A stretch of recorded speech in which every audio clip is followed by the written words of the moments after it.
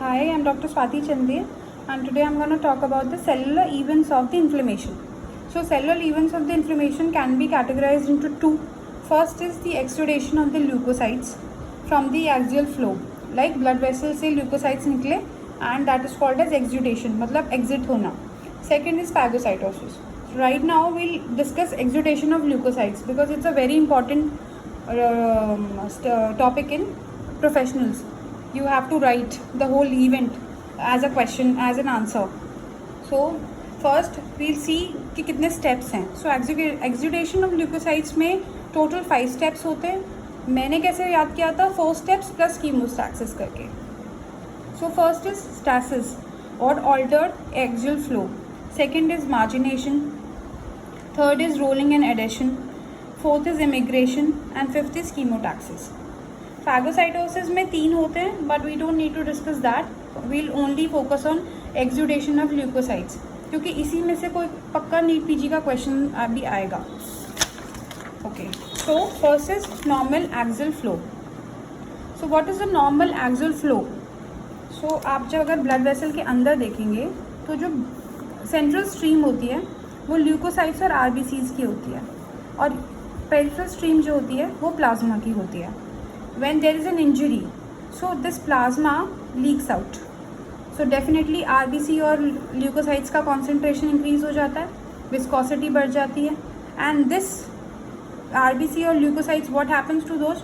They start getting collected here, and this is called as margination. So RBCs and leukocytes centrally होने चाहिए थे, now they are peripherally located because of the injury, because the plasma is out, fluid is out.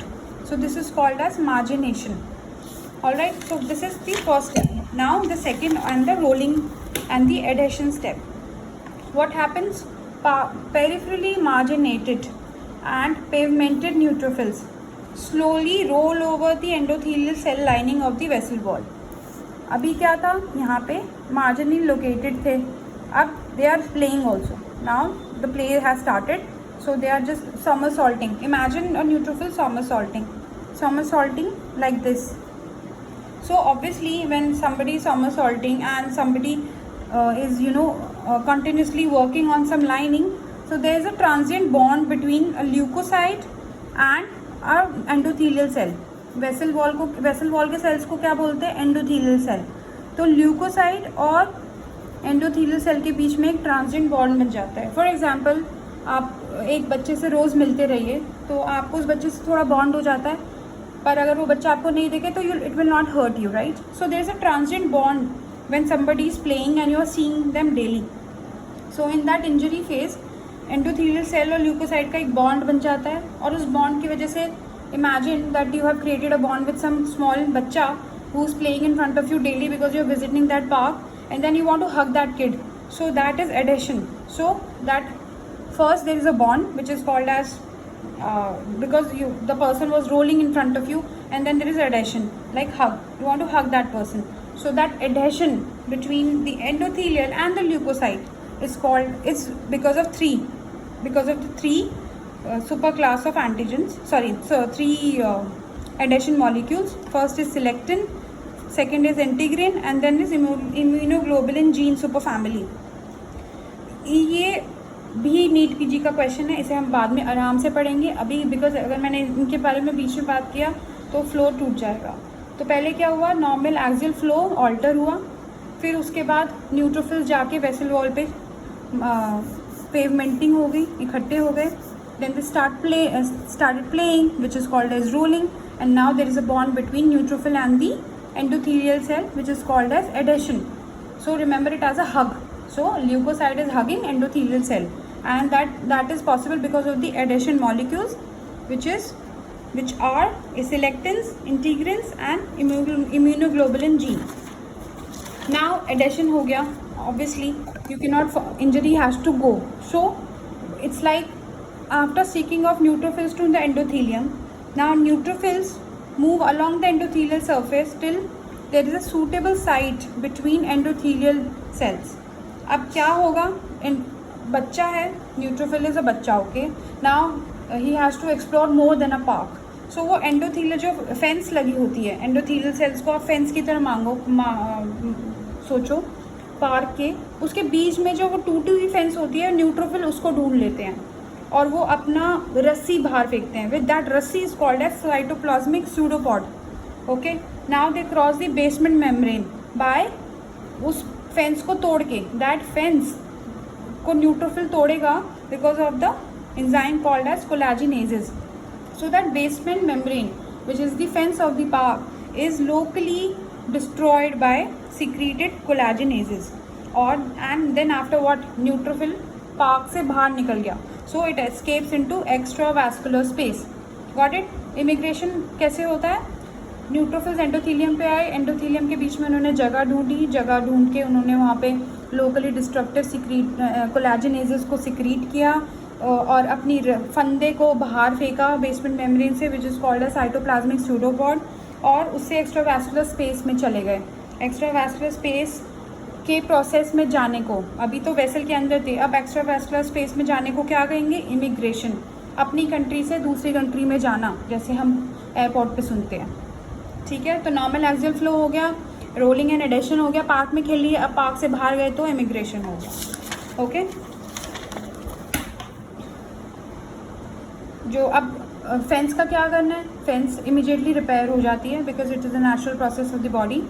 और inflammatory cells in the exudate, मतलब हम कौन कौन से sales के साथ डील कर रहे हैं? हम बार बार ल्यूकोसाइट्स बोल रहे हैं, तो अगर 24 आवर्स से नीचे है तो न्यूट्रोफिल्स की बात कर रहे हैं, और अगर इंजरी को 24 to 48 आवर्स हो गए तो हम मोनोसाइट और मैक्रोफेजेस की बात कर रहे हैं. ओके, अब क्वेश्चन इज कि आरबीसी भी तो थे स्ट्रीम, सेंट्रल स्ट्रीम में, तो उनका क्या होता है? तो इनकी भी escape of red cells through gas between endothelial cells is called as diapedesis. Okay, तो आरबीसी भी निकल रहे हैं, पर ल्यूकोसाइट, क्योंकि हम इन्फ्लेमेशन की बात करें तो बेसिक जो हमारा फोकस है वो ल्यूकोसाइट्स पे है, पर साथ में आरबीसी का भी निकलना, immigration of RBC into extravascular space is called as diapedesis and because RBC की वजह से हेमोरेजिक अपीयरेंस होता है.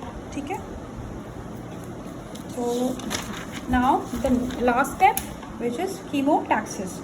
chemotaxis is like बाहर, हम इंडिया से बाहर निकले, हमें नौकरी की वजह से हम गए, तो यूएस में हमें अच्छी अच्छी नौकरी मिली. Those offers are called as chemotactic substances. तो न्यूट्रोफिल्स को अट्रैक्ट कैसे करा? अब और भी बेसिक एग्जांपल लूँ तो बच्चा पार्क में खेल रहा था जिसका नाम न्यूट्रोफिल है. न्यूट्रोफिल बाहर देखा कि आइसक्रीम वाला आया है, आइसक्रीम वाले से आइसक्रीम खरीदने के लिए बच्चे ने अपना फेंस को तोड़ के बाहर गया जो इमिग्रेशन किया था. सो कीमोटैक्टिक सब्सटेंसेस अट्रैक्ट न्यूट्रोफिल्स. तो आइसक्रीम वाला इज़ दी कीमोटैक्टिक सब्सटेंस. तो न्यूट्रोफिल्स क्या करते हैं आइसक्रीम खाने के लिए? They cross several barriers. पहले तो ब्लड वेसल क्रॉस किया, फिर बेसमेंट क्रॉस किया, फिर फाइब्रोब्लास्ट क्रॉस किया और मैट्रिक्स क्रॉस किया. ये चारों बैरियर्स क्रॉस करके आइसक्रीम खाने गया एंड दैट इंटरस्टिशियल टिश्यू में पहुंच गया. इंटरस्टिशियल टिश्यू मतलब रोड की जो सर्विस लेन होती है जहाँ पे आइसक्रीम बन रही है, आइसक्रीम बिक रही है, sorry. So that is called as chemotaxis. It's very easy, just remember this as a story. कुछ एग्जाम्पल्स हैं कीमोटैक्टिक एजेंट्स के, जैसे क्वालिटी वॉल्स होता है, मदर डेयरी होता है, हैवमोर होता है, ये ब्रांड्स हैं आइसक्रीम के. तो न्यूट्रोफिल्स के लिए आइसक्रीम क्या है, वो कीमोकाइंस क्या हैं? सो कीमोकाइंस हैं 2B 2C निमोनिक. ठीक है, 2B leukotriene B4 and bacterial products में फॉर्माइलेटेड पेप्टाइड्स. ठीक है, तो ये 2B हो गए. अब 2C आप हमेशा ध्यान रखेंगे, complement C3A and C5A. And चौथा है साइटोकाइन विच इज़ IL-8. तो कीमोटैक्टिक एजेंट्स का निमोनिक हुआ 2B एंड 2C, और ये दोनों आपको चारों आपको याद रखते हैं, ये नीट पीजी में आएंगे. Okay, thank you.